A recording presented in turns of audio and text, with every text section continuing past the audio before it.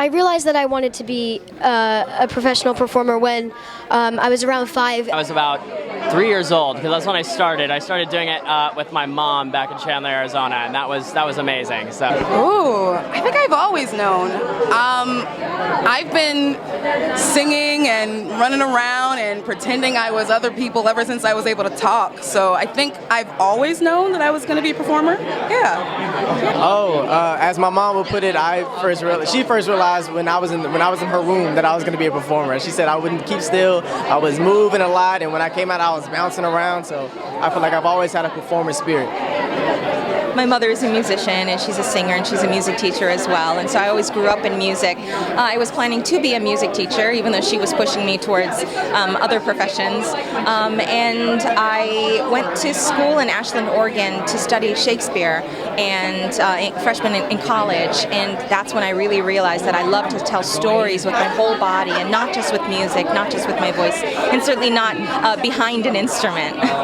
I grew up in West Virginia in a really small town, and it was playing games. It was playing make-believe with my next-door neighbors. It was playing in the dirt and climbing trees, and something about what that did to my imagination made me want to be a storyteller and play pretend professionally.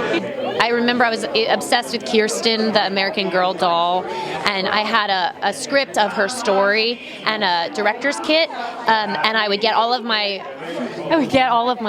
friends in the neighborhood when I was like 6 years old and direct them in the show in our backyard. But I would also star as Kirsten in the show, but then she had a best friend named Marta who died of cholera on their journey, and I would switch to playing Marta during the death scene because it was such a good scene. So I don't know, there was an inkling around 6 or 7 years old. I was in the second grade, and I did a play, and I had 2 lines. And afterwards, they came natural. Afterwards, my mom came up to me and said, "You have talent."